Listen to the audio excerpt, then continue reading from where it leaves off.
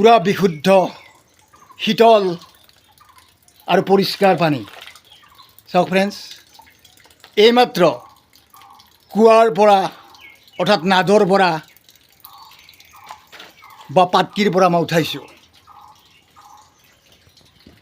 ভূগৰ্ভৰ পৰা যিটো পানী উলিওৱা ব্যৱস্থা,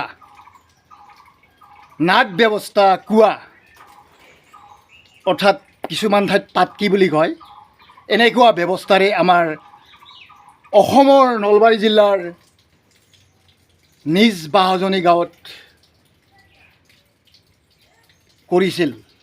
আৰু ইয়াৰ যোগেদি তেওঁলোকে খোৱা পানী, গা ধোৱা পানী বা বিভিন্ন কামত ব্যৱহাৰ কৰা পানী তেওঁলোকে ইয়াৰ পৰা পাইছিল।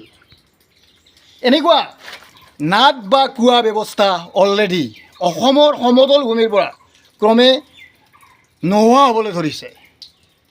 কেৱল পাহাৰীয়া অঞ্চলত আছে, আমাৰ সমতল ভূমিত অসমত প্ৰায় নাই। তথাপিও আজি 70-80 বছৰ আগৰ পৰা নিজ বাওজনী গাঁৱত এই কুঁৱা ব্যৱস্থা এতিয়াও চলি আছে বা আছে। এনেকুৱা ব্যৱস্থাৰে বিশুদ্ধ শীতল আৰু পৰিষ্কাৰ পানী তেওঁলোকে পায়। অৰ্থাৎ 70-80 বছৰ আগতে কোনো ধৰণৰ আধুনিক টিউবৱেল, পানী যোগান আঁচনি বা জল জীৱন আঁচনি সেনেকুৱা আঁচনি নাছিল। আমাৰ অসমৰ মানুহে বহুত কষ্টৰে এনেকুৱা ব্যৱস্থা, কুঁৱা বা পাটকি বা নাদ ব্যৱস্থা কৰি পানী উলিয়াইছিল, খাইছিল, গা ধুইছিল, বিভিন্ন কামত ব্যৱহাৰ কৰিছিল। এনেকুৱা ব্যৱস্থা যে অসমত এটা সময়ত আছিল, এতিয়াও কিছুমান ঠাইত আছে বা এদিন নোহোৱা হৈ যাব।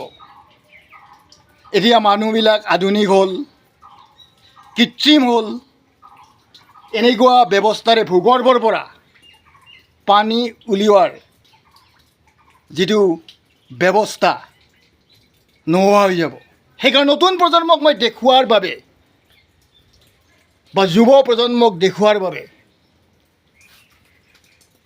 মই এই ভিডিঅ'টো কৰিছোঁ।